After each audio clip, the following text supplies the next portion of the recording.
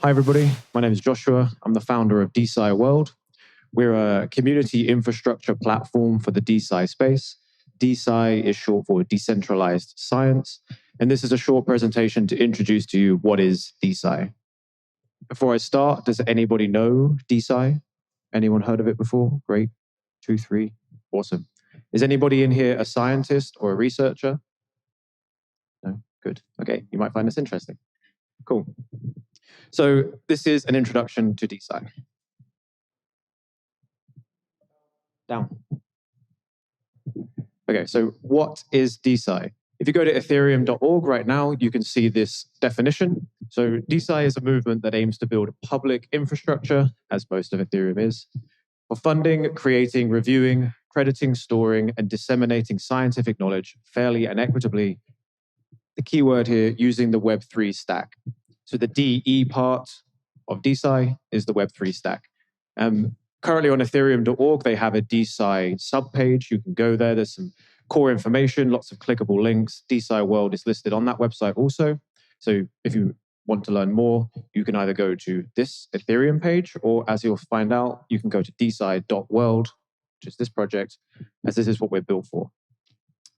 So when I talk about DeSci, I like to put it into 4 core pillars. The pillars are funding, data, publishing, and organization. So we're trying to use the Web3 stack, the decentralized stack, Ethereum, and etc., to improve the current scientific paradigm and the problems that are plaguing science today. Depending on your beliefs in many things, science has slowed down in progress. It has become highly profiteering. It has become very dogmatic. All of these are problems in their own right. Some people want to see a more open science, and some people want to see a more progressive, highly more innovative science. These 4 core pillars have got their own issues in the traditional sense and their own solutions in the decentralized sense. So funding right now is very bottlenecked. If you're a scientist and you want to receive funding for your project, you have to fill out lengthy grant processes. You have to often change the science that you want to do in order to get the funding that is available. If I have an ambition to research a certain theory, if that does not conform to the system's requirements, the narrative that is available for funding, you have to change your theories. Data right now is, again, very siloed. Blockchain is inherently a data storage, data transfer, data execution platform, and DeSci is utilizing blockchain to its fullest extent to improve data management, data storage, and data transfers in a more equitable and open way for science. For me, publishing here is the most important aspect of what DeSci can do. This is the decisions to publish are based upon the whims of the publishers. We have Elsevier. Recently, a Guardian article was released in which Elsevier had 40 of its top editors walk out and leave due to their predatory pricing structures. So for those that don't know, if you're a publishing scientist, if you want to publish your paper, you must first pay to publish your paper. It's normally quite a high fee, up to $30,000 for Springer Nature. If you want to publish, you must pay for your science to be published. And then you have to pay again to read it, the subscription services. So you have to go through hoops to get funding to do the science. Once you've done it, you have to pay to have it published. And once it's published, you have to pay to have it read. So it's not particularly positive for scientists, and it's not built for innovation. It's not built to improve the life of the scientists. It's built to improve the life of the publishing systems, the editorials, the products, the pharmaceutical companies that take advantage of the products, etc. So DeSci is creating novel mechanisms for publishing. It's creating mechanisms such that you can maybe get incentivized to publish in the first place. You could be paid to publish, or maybe every time your paper is cited, you can receive payment per citation. This incentive flip for scientists is the biggest part of what DeSci is trying to do, in my opinion. And this will change the game for scientists in general. This will allow innovation to be much more rapid and much more successful. And finally here, organization. This is true across all of blockchain, really. Organizations through things like DAOs in particular will benefit scientists and science, because right now, if you're in Harvard, often you mostly only collaborate with scientists within your own network at Harvard, for example, or within other American universities that are sanctioned by Harvard. You could be working on some research in your small sphere, And down the road, a private university or a private research institution could be doing the same research and you don't know. And you're producing the same research and wasting both time and resources. DAOs, open infrastructure, open organization, improves this a lot. So what can DeSci achieve? Right now, scientific innovation is limited by several factors. Here are some. Misaligned incentives, as I mentioned, it's not a great incentive to do science because it's hard work, it's not very sexy, you don't get paid very much, and ultimately the ceiling for growth is actually quite capped. Selective funding restraints, again, unless you conform to the funding goals of the system, you don't really get funding. Institutional constraints, again, Harvard, for example, will tell you what you must do, what you must conform to. For example, NIH will give you, as an agricultural scientist, for example, you have certain goals that you must fulfill. There are certain narratives for example, sunlight-resistant crops. This is something that if you were to research this, you get a lot of funding, you get a lot of kudos for it. But if it doesn't interest you and you are interested in sort of like growing hemp, for example, hemp is illegal to research, it's very valuable, so you can't do so. And accessibility concerns. If you are not from certain countries or certain areas, if you don't have a certain background, you can actually find it quite difficult to get involved in science in the first place at all. So DeSci proposes a solution by decentralizing science and the academic institutions and processes using blockchain technologies to remove gatekeepers, open up the funding sources, and improve diversity of opportunity. It's quite like DeFi, but it's specifically for science. So what is standing in the way of DeSci in general? These four core issues is what DeSciWorld in particular is working on. So the DeSci community is nascent and disorganized. It's very early and there's not much collaboration going on, or not as much as there should be. Belief in the technology is shaky. This is true for Web3 in general, but in particular here in science. Adoptions from institutions is still some ways off. Again, this is similar for Web3 and DeFi, but the stakes are slightly different in science. In DeFi, institutional adoption means fundamentally backing the thing that might destroy their incumbency. If you back DeFi, you destroy the incumbency of the traditional financial system. But in DeSci, if traditional scientific institutions, research institutions back DeSci, it doesn't necessarily mean the end of them. It could just mean the betterment of them. And the user experience in Web3 in general, but in DeSci, leaves a lot to be desired. So these 4 points, in order to push DeSci forward, we must help to fix them. And this is what DeSciWorld is trying to do. We're trying to improve organization amongst projects and peers within the DeSci network and within the traditional scientific network, inspiring belief in the power of decentralized technologies and what this means for science in particular, providing tangible and economically viable use cases for DeSci, and improving the user experience and the onboarding processes for DeScientists and researchers coming in to the space. This is just some examples of the ecosystem. Does anybody recognize any of these logos? Good, good, good, good. Okay, good. The same people who before. Get to know them. We've got some Filecoin, Opsiencia, Fleming, DeSci Labs. These guys just raised $3.6 million. They announced it a couple of days ago. So a lot of money coming into space. At the bottom here, VitaDAO, they've recently had an investment through Pfizer Ventures. Is that DeSci? It's a good question. LabDAO here. No, sorry, DeSci Labs is 6.8 million, I think. And this one here, LabDAO, 3.6 million. So there is money coming into the space. It's growing quite a lot. And this is during a bear market as well. So good to note. Okay, so based on these 4 issues that DeSciWorld is trying to achieve, I'm just going to deep dive on them now. The organizational aspect of DeSci in general, the advent of DAOs has allowed distributed communities to collaborate and organize like never before. These are some things that have been built or being built in the DAO ecosystem, in the DeFi ecosystem, that really benefit scientists. This first one in particular, treasury management, DeFi has basically been built already. So treasury management is very powerful for scientists if you are trying to pull money together to do research. This is unfortunately how every research must be done. It must be paid for. Having access and sovereignty over your own treasury, leveraging that how you wish, pooling resources, maybe getting some yield on that treasury. All these things are very powerful for scientists. Right now, it's completely alien to most research communities. Protocol governance, token gated or otherwise. Again, sovereign ownership over your own protocol, over your own treasury, over your own research agendas. Having scientists vote on the science that they do using their own sovereign access is a huge thing. Normally, you have to apply through lengthy grants to the research institutions, many layers of bureaucracy, responsibility gets removed. This brings the power back to the scientists. The incentive mechanisms for organizations are basically as you wish. You can do whatever you can imagine to incentivize participation within your community.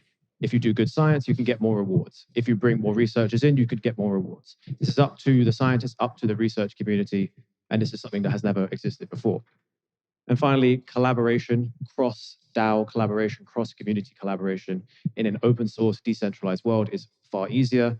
And you can imagine the speed of progress and innovation being much quicker under these conditions. For me, this is the most important part of DeSci, and in particular DeSciWorld, is the inspiration factor. The potential of DeSci to not only revolutionize science, but academic and research experience in general, and the world, honestly, it must be better communicated, because science is the thing that's brought us all here, allowed us to have these presentations, for me to speak extra loud over this microphone, right? We have had a massive wave of innovation over the past 300-400 years, and it's started to slow down a little bit, right? Not just the innovation in terms of, okay, we have more powerful machines, they're getting smaller and faster and less expensive, but the scope of innovation is very, very finite right now, and it's along technological, as we understand it, technological bounds. There is no wisdom in our progress, right? We're not progressing in terms of like, how do we better protect the planet? How do we better integrate with nature? How do we better protect our humanity, our community, our social structures? These things we're not innovating in at all, but there is a lot of science behind it. So the potential for DeSci to open up the avenues for research along these areas is massive. Reducing gatekeeping and elitism is a good step for that, because right now, the elitist cultures are, again, there's a very singular school of thought which we must adhere to, and if we don't adhere to that, then we don't get access to those resources. Reducing that brings in these other schools of thought from around the world, from different cultures. Earning a fair share allows you to explore these options because you're incentivized to do so. Accessing restricted resources, knowledge, and technologies, again, will allow us to do things that we couldn't before. In the military industrial complex, for example, most research and development is held behind very strict walls.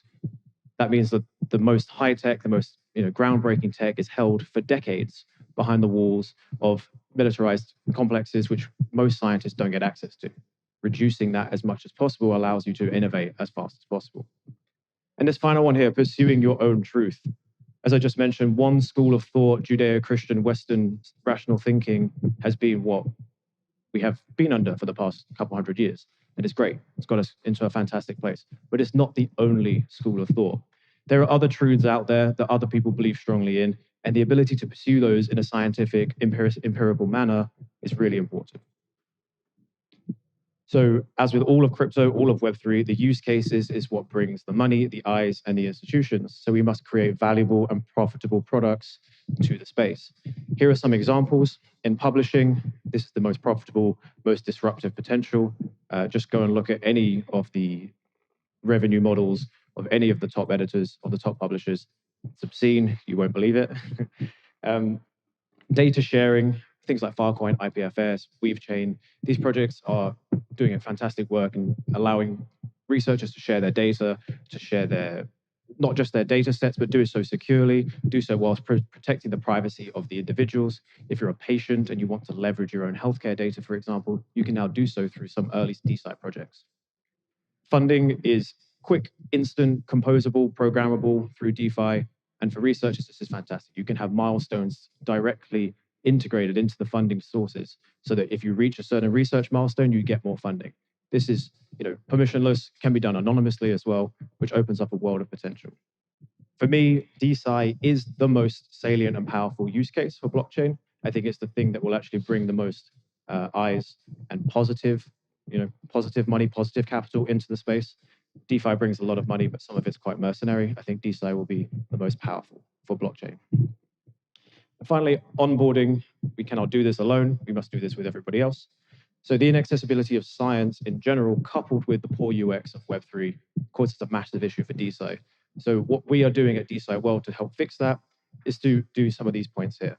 Firstly, education. That's what we're doing right now, educating about what is DeSci, but also reaching out to the institutions, how they can get involved with Web3 in a secure and safe manner, for example, and just the benefits in general.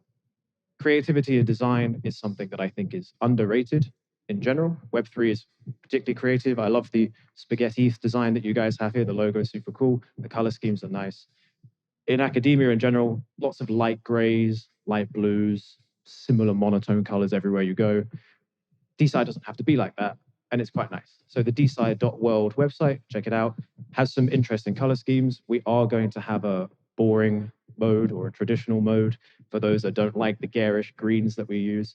But in general, we can have purple and green here on this academic presentation. This is a cool thing, and for people looking out from the outside in on science, the sedate, boring, monotonous nature of science is actually a bit of a drawback. But DeSci can make it sexy and fun again. Collaboration is inspiring in itself. Having people scientists from Africa work with scientists from America or anywhere ever. This is inspiring, and this can actually build relationships that can help not just in science, but in some kind of geopolitical way as well. Because scientists don't really give a damn about anything apart from the science, for the most part. And it's ambitious. DeSci is very ambitious, and for a lot of people, that's very exciting. In a world where ambition is quite hard to muster right now, DeSci is something that's quite exciting. So this is just the front page of DeSciWorld right now. It's a bit outdated. We actually have on the projects listed, we actually have 88 projects listed right now. This was only about a month and a half ago I took this, so the progress is really great. Lots of new projects coming into the space all the time. We have a dashboard. We have a number of other products listed, available, which I'll share with you now. We are aiming to become the social coordination and cultural layer for DeSci. A starting point where everybody should be able to get access to DeSci, to understand it, a resource-oriented focal point for the community. So we have information aggregation. We have this dashboard. So if you have a DeSci project and you're not listed, I know Research Hub is listed, so that's good. Yeah. Come and list it for free. We can help you with development. We have an in-house development team, so we can help you launch an NFT. For example, we have one of our NFT collections going live at the start of next week. It's a stochastical representation of chaos theory. It's a bit huge for my brain, but it's really awesome. So keep a look on our Twitter for that. We have peer-to-peer interactions and education online and offline. We're actually building a peer-to-peer research funding platform, which we believe will probably end up funding like meme research about interesting, fun things. But it's peer-to-peer, fully escrowed, and it can be fully anonymized. It's modular, has additional sort of factors on top of it. Do you want your IP to be published as an NFT? Do you want your data to be stored on IPFS? It's very foundational, but can become very powerful. And finally, we do conferences and events. We're actually in Belgrade next week. I know Solange, you'll be there, which is great. If anybody else is at ETH Belgrade, we are having our own DeSci event called the World of DeSci. It's a new conference circuit that we're beginning. It's kind of like the DevCon, but for DeSci, right? And it's a brand new thing that we're doing. So come join and support us in Belgrade if you're there. I'm not sure how long I have left at all, but 15 minutes. Okay, I rushed through this. Apologies. Please contact me on the right if you're interested about DeSci and you want to get involved somehow. Please scan this link tree on the left and follow our Twitters and all that kind of business. We are actually raising funds right now for a round. So if that interests you, there is some more information on this link tree here. We actually have quite an interesting model for our raise. I have 15 minutes, so I'll take a minute to say it. We're actually doing a DAO first raise, which is a fully decentralized raise. We are collecting money as a collective and deploying it. We are incorporating into an association after we collect the money. So we deploy the token with a legal wrapper, but we first collect the money in a decentralized manner. We actually have a big focus on angels and individuals rather than VCs. We have our lead, which is great, but actually the ticket sizes for everybody else is 1,000 to 150,000. So if you're an angel and you're interested in investing in the future of DeSci, scan that or scan either. This is my personal, this is the link tree. Is there any questions? Hi. Have you guys approached old professors or the establishment, and what is usually their reactions? Because I know I'm kind of familiar with the publishing, and usually these professors are the ones that are benefiting from the status quo. And first, if they are like, when you approach them, are they aware of the disruption this brings? Second, even if they're not, like, what is their usual reaction to all this? Yes. So again, there are varied reactions to it. Some are very supportive because they believe. Okay, so the traditional reactions fall into two categories. Is it pro-innovation in terms of progress, in terms of quicker progress of technology, or is it pro-equitability and access? Most reactions fall into this, oh, it's going to make us much quicker in our innovations. The funding will allow us to do much more outside research, etc. Fewer are interested in the access, mostly just in the sort of cheaper publishing is what they're interested in. But you're right, establishment scientists, institutional players do want to maintain that status quo. 3 days ago, I was on a panel in Split in Croatia with the mayor of Split, and he's a scientist on the CERN project. He's been helped with the Higgs boson stuff. He's actually really interested in DeSci. He wanted to be on there. He moderated the panel. So he was very interested in DeSci in the sense of, like I just said, making funding easier to get hold of, making collaboration simpler. But he made a very clear point that democratic science is not what he's interested in. Meritocratic science, still under the same elitist structures. I mentioned to him, yes, of course, democratic access to powerful tools and laboratory equipment is dangerous, but data and knowledge should be open source.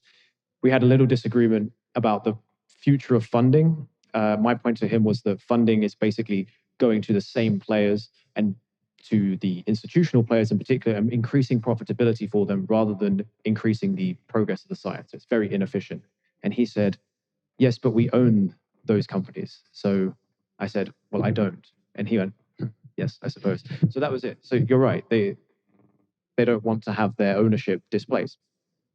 But it's the mission of Web3 in general, right? Is we have to tell them to fuck off, right? Do you know what I mean? Like, we can't just let them have it all the time. So he was actually very interested in DeSci, the structures we're building, the mechanisms we use to collaborate.